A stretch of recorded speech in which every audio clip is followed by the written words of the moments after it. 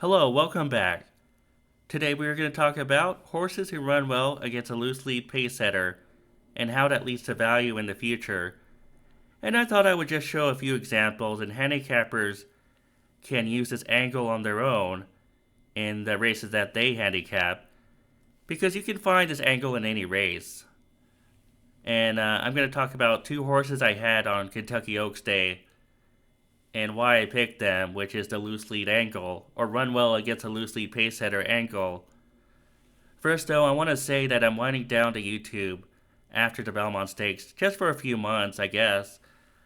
I thought about this for a while. I feel like I should have a job in the industry if I'm going to be making these videos every week and worrying about handicapping these races.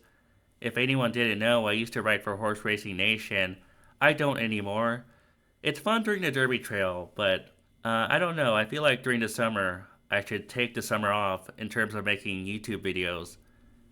But let's get to talking about this angle.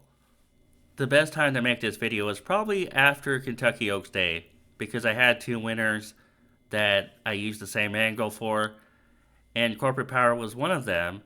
Now, Corporate Power, he entered the Ali Sheba Stakes on Kentucky Oaks Day with a second place finish in the New Orleans Classic, and I wanted to look at the chart for the New Orleans Classic just to see what we're looking at.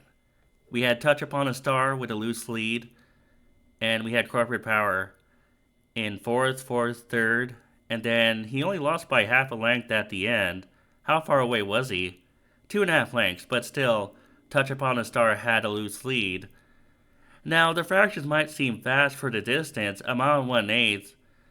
If I remember right, though, on Breeze, they didn't look that fast. I don't remember what the Breeze par figures were, but I didn't think they were that fast. I would have to check them again.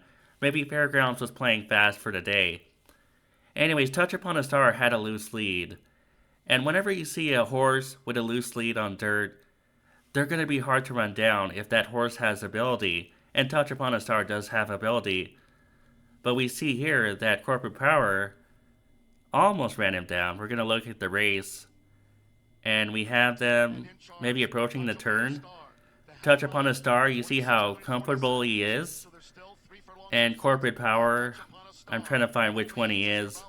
I bet on him. I should know which one he is. Touch Upon a Star is on the lead. Corporate Power, I believe, is winding up in third. He's winding up on the outside. And we're going to see Corporate Power come close. Again, Touch Upon a Star had everything his own way. I know the fractions see him on the fast side. I don't know how fast Fairgrounds was playing that day, but he had every right to win, especially at 6-5. And we see Corporate Power make a race out of it. Corporate Power won't give up until the end. Well, he doesn't give up. He keeps fighting until the end. And he makes it close half a length. So even though Touch Upon a Star won this race, I thought Corporate Power ran an impressive race because Touch Upon a Star had everything his own way. As we see here, he was first at every call, and Corporate Power had to run him down. Again, when a horse has a lead on dirt and he has some ability, it's hard to run him down.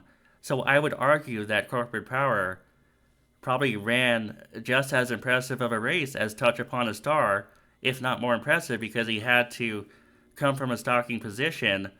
Now we have Corporate Power's next start on Kentucky Oaks Day, the Ali Sheba Stakes, and you can see that he was facing better horses.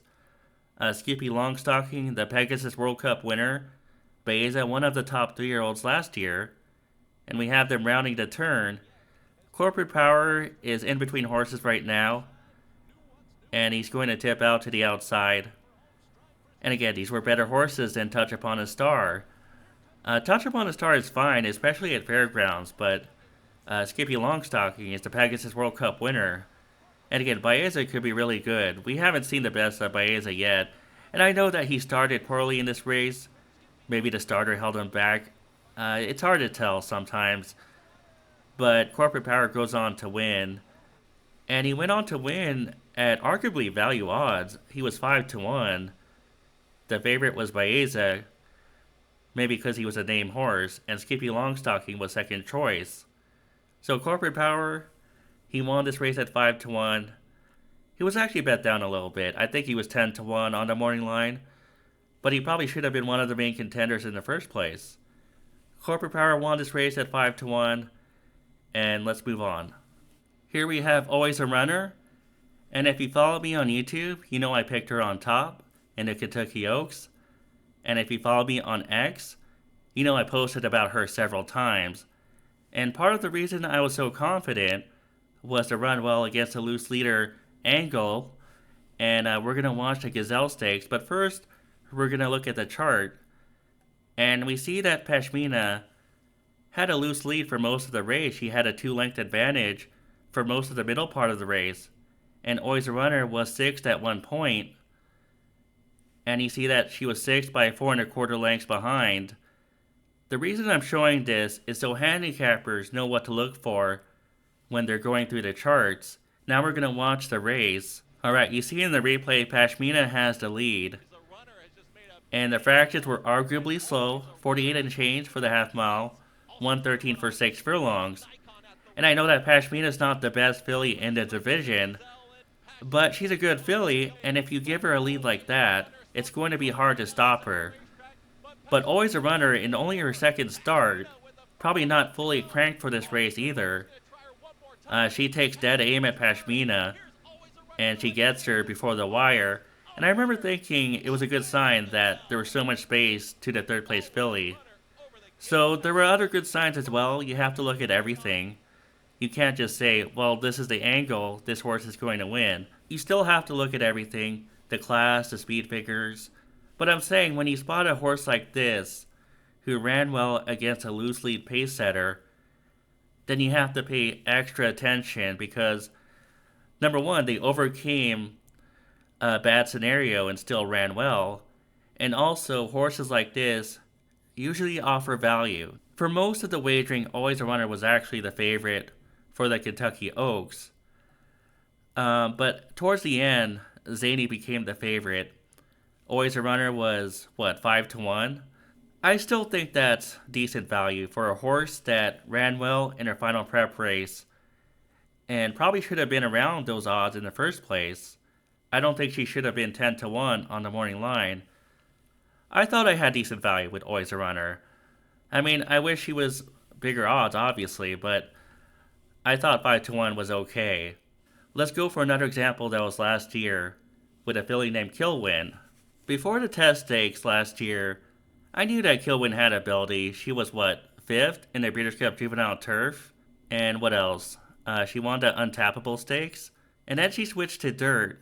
And I thought she ran well in the Leslie's Lady Overnight Stakes. She won the race, yes. But again, with the angle that we're talking about, I thought she ran well. And let's look at the chart first. We'll keep the same process. And you see Vodka with a Twist had a 1-length advantage through the half mile. And then around the far turn, Kilwin took over. And Kilwin went on to win by 1.25 lengths. We're going to watch the race, of course. And we see Vodka with a Twist leading the field. 22.86 for the first quarter. That's probably slow for 7 furlongs. And the half is 48.58. Again, the pace was slow. Vodka with a Twist had a loose lead. She had at least 1 length. And Kilwin goes on to fight her in the stretch. And Kilwin is going to win this race. I know that Kilwin is being asked, but again, Vodka with a Twist had everything her own way, so it was going to take some effort to go by her, and she did. And again, there's a nice separation to the third place filly. Now we have the test stakes with Kilwin, and Kilwin had a terrible start in this race. At this point in the stretch, she's behind horses. The jockey has the blue cap, and she's going to switch to the outside. The filly right next to her, to the left, Ragtime is a good filly, and the fact that Kilwin had a terrible start, and she still managed to run down Ragtime, just impressed me a lot. I thought she had a terrible start, and I thought there's no way after the start she could win the race, and she still did. You see that she was 8th, and she was 11 lengths behind. Was it track favoring closers? It might have been. But still, she was 11 lengths behind. Ragtime was 5.25 lengths behind. It was impressive. In any case, she was 6 to 1, and she paid 14.40 to win. So again, another value horse. Why was Kilwin 6 to 1? Why weren't her odds lower off the win? Well, I think it's because the public didn't respect Vodka with a Twist. And maybe they thought that Kilwin, well, she only beat her by a length and a quarter, and Vodka with a Twist isn't exactly a world beater, and maybe that's why they let Kilwin go at 6 to 1. That's my reasoning.